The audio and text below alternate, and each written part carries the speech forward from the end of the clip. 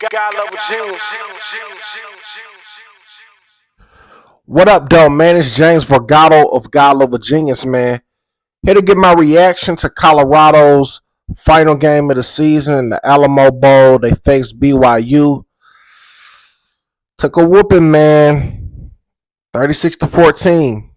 Um, this is the end of the era, man. That will be revisited as time passes. So many storylines, man, in regards to a multitude of people involved in this game, starting with Coach Prime, Deion Sanders, who's the head coach of Colorado.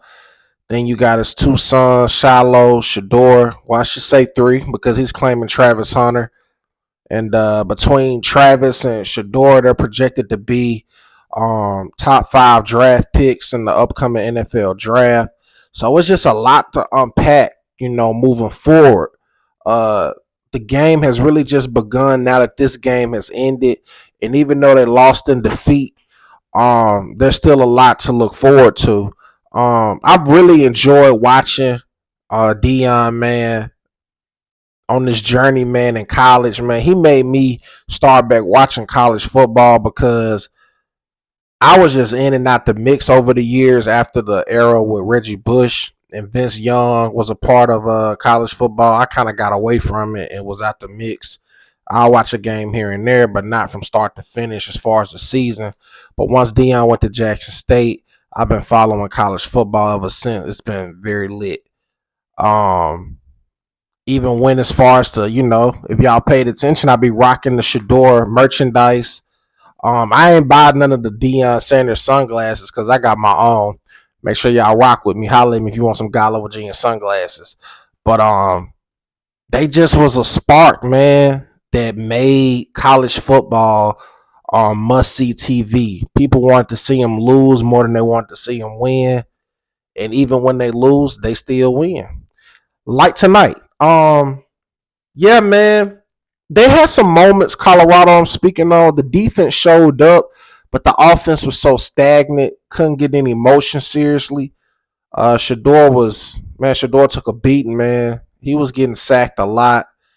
Uh, I knew in the second half they would progress more, but that's always been their kryptonite, starting off slow, man. That's always been a thing for some reason. They start off too slow. In the first quarter, they were shut down. Well, the first half they were shut out, 20-0. BYU came with 10 points in the first and second quarter, man, and that's a huge deficit to overcome, with everything that's on the line as far as the emotions of this being the last game, man. You got um Travis is the reigning Heisman Trophy winner, but he got so much going on off the field, not just with um the next phase in his life with his career, but he's dealing with personal issues. The internet is swarming him right now with the situation he has going on with his fiance. And Shador, he's flirting around with the idea that he's going to be drafted by the New York Giants. So it's just so many different things floating around that if you win the game, nobody's going to talk about that. But because you lost, people going to wonder, like, did this play a role in you not being properly prepared or whatnot.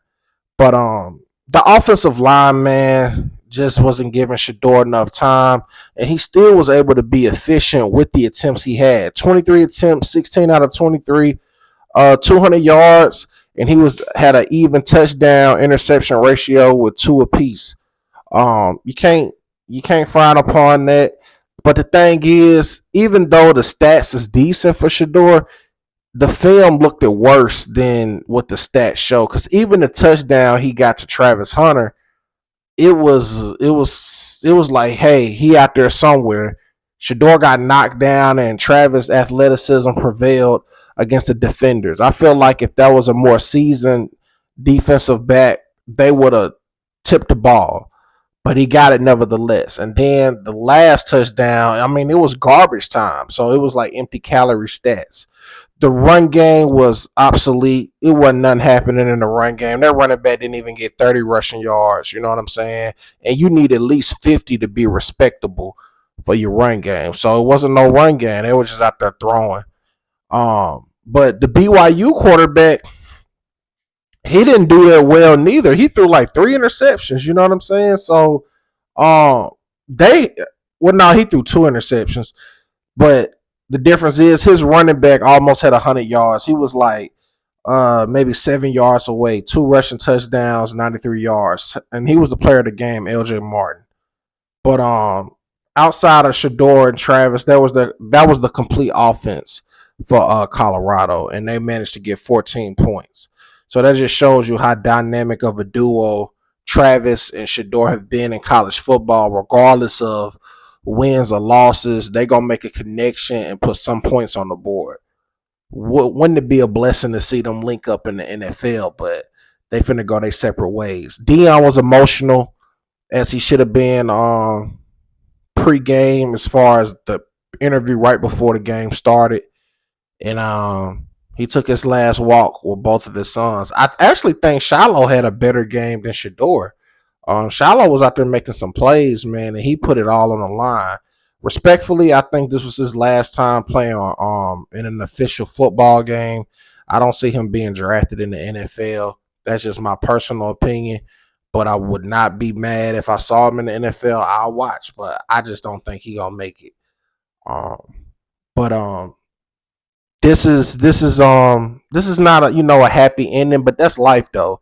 This ain't no movie script. If this was a movie script, you would want it to be a reverse on the scoreboard. But it's gonna be interesting to see what they all say in a post game interview. As of right now, I'm positive they in the interview while I'm shooting this video, and we'll see what they say. But this ship has sailed, and the next order of business for Colorado is the next recruits they get, and also what happens with the superstars that help put Colorado on the map, meaning Shador, Travis,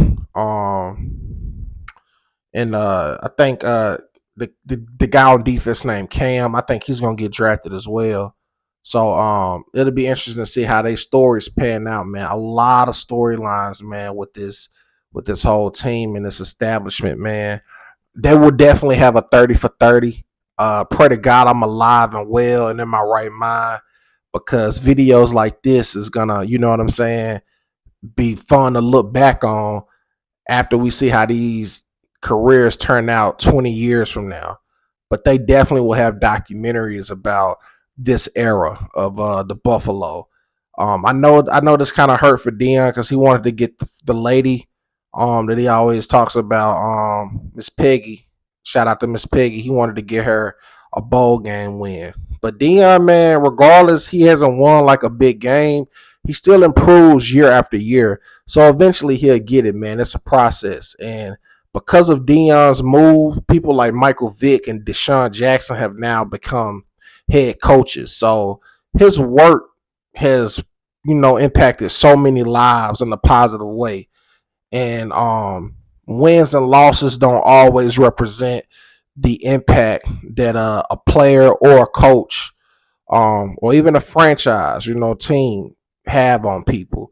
So that's something that when they do these documentaries, that's going to be pointed out. You know what I'm saying? The effect that this has had on Colorado as a whole entirety.